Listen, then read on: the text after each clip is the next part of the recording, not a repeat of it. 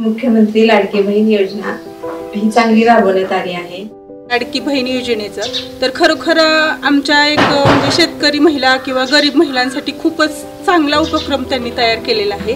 प्रत्येक महिलेला ह्या योजनेचा लाभ झाला आणि प्रत्येक महिला ही स्वतःच्या पायावर त्या पैशामुळे उभं राहू शकते। आतापर्यंत 1,60,00,000 माझ्या बहिणींच्या खात्यात पैसे जमा झाले।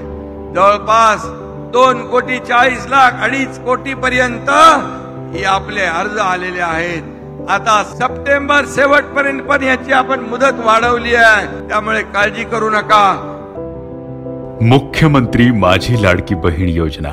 विरोधक म्हणतात 1500 रुपयात काय येतं? 1500 रुपयांची किंमत यांना काय कळणार? 15 दिवसात 3,000 रुपये भेटले। त्यात मी माझ्या मुलाचे शिक्षणाचे 1,000-2,000 भरले आणि घरात सामान सुमान आणला। महाराष्ट्रातील गोरगरीब माता माऊलींचा आशीर्वाद मुख्यमंत्र्यांच्या माझी लाडकी बहीण योजनेला मिळतोय।